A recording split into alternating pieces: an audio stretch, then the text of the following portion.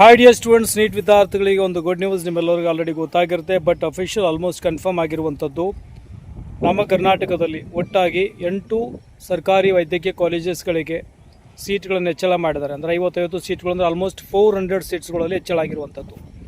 ಆಮೇಲೆ 50 ಸೀಟ್ಗಳು JJMM ಹುಬ್ಳಿಗೆ already ಅದಕ್ಕೇನಪ್ಪ ಅಂದರೆ permission ಸಿಕ್ಕಿದೆ. ಮತ್ತು ಇನ್ನೊಂದು ಗುಡ್ ನ್ಯೂಸ್ ಹೇಳಬೇಕು ಅಂದರೆ ಜವಾಹರ್ಲಾಲ್ ನೆಹರು ಸಹ MCC 2ನೇ ರೌಂಡಲ್ಲಿ ಬರುವಂಥ ಸಾಧ್ಯತೆ ಇದೆ. ಆಲ್ಮೋಸ್ಟ್ ಬರುತ್ತೆ ಅಂದ್ಕೊಳ್ಳಿ.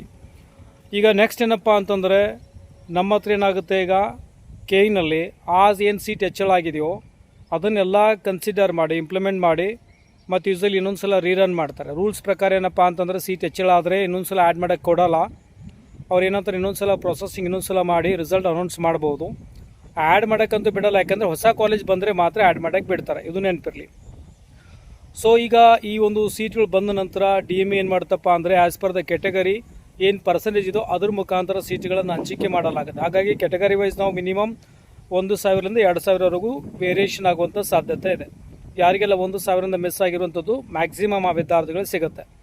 ಓಕೆ, ಸೊ ಒಂದು ವೇರಿಯೇಷನ್ ಆಗುತ್ತೆ. ಈಗ ನೆಕ್ಸ್ಟ್ ಸ್ಟೆಪ್ ಏನಪ್ಪ ಅಂದರೆ ಕೆಟಗರಿ ವೈಸ್ನ ಸ್ಪ್ಲಿಟ್ ಮಾಡಿ ಅದನ್ನು KE ಕೊಡ್ತಾರೆ. KE ಅದ್ರ ತಕ್ಕಾಗಿ ಇಂಪ್ಲಿಮೆಂಟ್ ಮಾಡಿ ಇನ್ನೊಂದು ಸಲ ಪ್ರೊಸೆಸಿಂಗ್ ಮಾಡ್ತಾರೆ.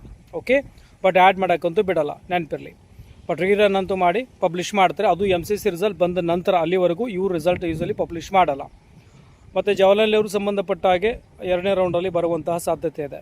ಮತ್ತು ಯಾವೆಲ್ಲ ಕಾಲೇಜಸ್ಗಳಿಗೆ ಪರ್ಮಿಷನ್ ಸಿಕ್ಕಿದೆ, ಯಾರಿಗೆ ಸಿಕ್ಕಿಲ್ಲ ಅನ್ನೋದು ನಾನು ನಿಮಗೆ ತೋರಿಸ್ತಾ ಇದ್ದೀನಿ. ಅಂದರೆ ಒಟ್ಟಾಗಿ 15 ಕಾಲೇಜುಗಳಿಗೆ ಪರ್ಮಿಷನ್ ಕೇಳಲಾಗಿತ್ತು. ಬಟ್ ಅದರಲ್ಲಿ ಏನಪ್ಪ ಅಂತಂದರೆ ನಾನು ತೋರಿಸಿರುವ ಕಾಲೇಜಸ್ಗಳಿಗೆ 8 ವೈದ್ಯಕೀಯ ಅಂದರೆ ಗೌರ್ಮೆಂಟ್ ಕಾಲೇಜಸ್ಗಳಿಗೆ 50 ಪ್ರತಿ ಕಾಲೇಜಿಗೆ 50 ಸೀಟ್ಗಳು ಹೆಚ್ಚಳ ಮಾಡಿದಾರಲ್ಲಿ.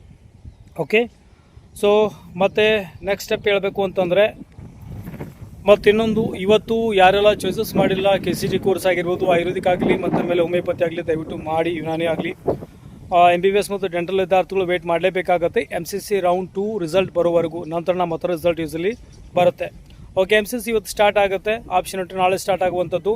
ಆಲ್ರೆಡಿ ಯಾರು ಮೊದಲು ರಿಜಿಸ್ಟ್ರೇಷನ್ ಮಾಡ್ಕೊಳ್ತೀರಾ ಮತ್ತು ರಿಜಿಸ್ಟ್ರೇಷನ್ ಮಾಡ್ಕೊಳ್ಳೋ ಅವಶ್ಯಕತೆ ಇಲ್ಲ. ಡೈರೆಕ್ಟ್ಲಿ ನೀವು ಆಪ್ಷನ್ ಎಂಟ್ರಿ MCCಲಿ ಮಾಡ್ಬೋದು.